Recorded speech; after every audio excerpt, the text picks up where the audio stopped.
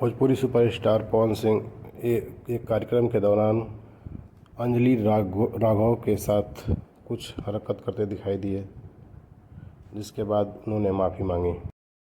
पर भी कोई प्रॉब्लम नहीं हुई थी। और जब मैं लखनऊ में गई, मैं स्टेज पर थी, मैं पब्लिक से बात कर रही थी, पवन सिंह जी ने मुझे बोला कि इधर कुछ लगा हुआ है। उससे थोड़ी देर पहले ही मेरी ड्रेस वो न्यू थी, साड़ी में नीचे टैग लगा रह गया था। तो मेरे दिमाग में आया कि शायद ब्लाउज का भी टैग लटक रहा होगा। मैं हंसकर उस चीज को दबा रही थी कि अगर मेरा टैग लगा भी है तो वो चीज जिस टाइम मैं पब्लिक से माइक में बात कर रही हूँ उस टाइम ना बोल के साइड में भी बोली जा सकती है, इसलिए मैं उस चीज को उस टाइम पे दबा रही थी। मैंने हंस के टाला, अवॉइड किया और फिर दोबारा बात करने लगी। वो बोले नहीं कुछ लगा है, नहीं कुछ लगा है। तो मैंने कहा नहीं लगा। वो बोले लगा हुआ है। तो मुझे लगा कि शायद ये तो मेरे को लग रहा था कि कुछ लगा है, इसलिए ये बोल रहे हैं। और पर फिर भी मैंने हंस के वहां पे टाला, पब्लिक से अपनी बात कंप्लीट की। कंप्लीट करने के बाद जब मैं अपने टीम मेंबर से मैंने पूछा साइड में जाके कि कुछ लगा है, क्या लगा है, उन्होंने बोला कुछ भी नहीं लगा था। जब मैंने देखा मेरे सच में कुछ नहीं लगा था, तब मुझे बहुत ज्यादा बुरा लगा, गुस्सा आया और रोना भी आया। लेकिन मुझे ये नहीं समझ आया कि मैं अब क्या करूं यहाँ पर, क्योंकि जहां मैं गई थी लखनऊ में, पवन सिंह जी खुद भी वहीं के रहने वाले हैं, उसी जगह पर इवेंट था। जितना वो क्राउड था वो सारा उनका फैन बेस था। उनको भगवान बोल रहे थे और भक्त बोल बोल के उनके पैरों में गिर रहे थे। वो उनका फैन बेस था, क्राउड था। तो मुझे समझ नहीं आया कि मैं क्या करूं। अगर मैं कुछ भी बोलती तो क्या वो लोग मुझे सपोर्ट करते? मेरे साथ कुल 3-4 बंदे यहाँ से गए थे, तो वहां जितना क्राउड था, क्या वो लोग मेरा साथ देता? मैंने सोचा मैं बैक स्टेज जाके बात करूंगी। इतनी देर में थोड़ी देर रील्स बन के अचानक से वो उतर के चले गए बीच में ही इवेंट के। थोड़ी देर मैंने रील बनाई, अनाउंस ये किया गया कि अभी इवेंट दोबारा स्टार्ट होगा। डिनर के लिए अनाउंस कर दिया गया, मैं भी उतर के चली गई और इवेंट वहां पे खत्म हो चुका था। अनाउंस किया गया था सिर्फ कि दोबारा होगा। नेक्स्ट डे जब मैं घर आई तो मैंने देखा ये बहुत बड़ा मैटर बन चुका था।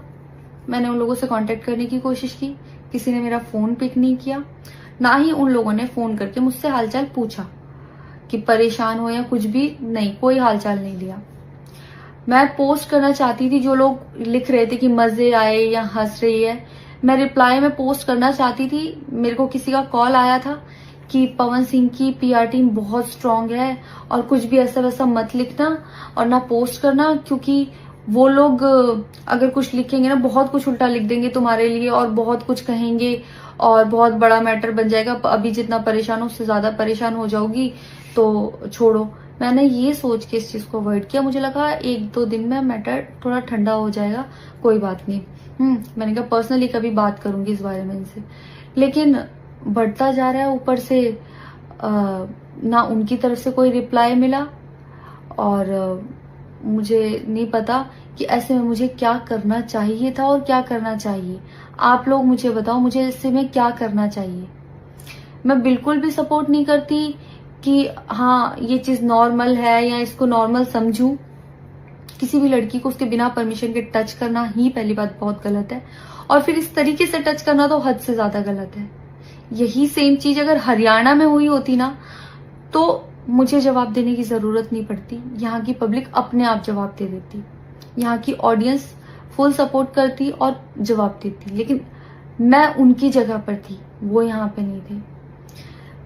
इससे मुझे ये लेसन मिला है कि मैं भोजपुरी इंडस्ट्री में अब काम नहीं करूंगी।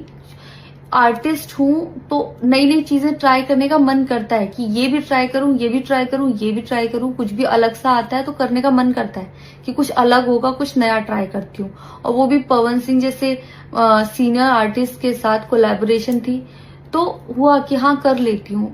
होता है, अगर वो भी नहीं होते तब भी अगर कोई मेरे पास मराठी का भी प्रोजेक्ट आता तो मैं सोचती कि हाँ कुछ चेंज होगा, कुछ नया सीखने को मिलेगा, ट्राई करती हूँ। पर ये भोजपुरी में काम करने के मेरे साइड इफेक्ट थे जो मेरे साथ हुए। मैं अपने परिवार में, अपने हरियाणा में खुश हूं। मुझे नहीं करना काम भोजपुरी में। पर आप लोग मुझे जरूर बताना कि इस सिचुएशन में अगर आप होते और आप वहां पर होते तो आप उस टाइम पर क्या करते और मेरी गलती कहाँ है।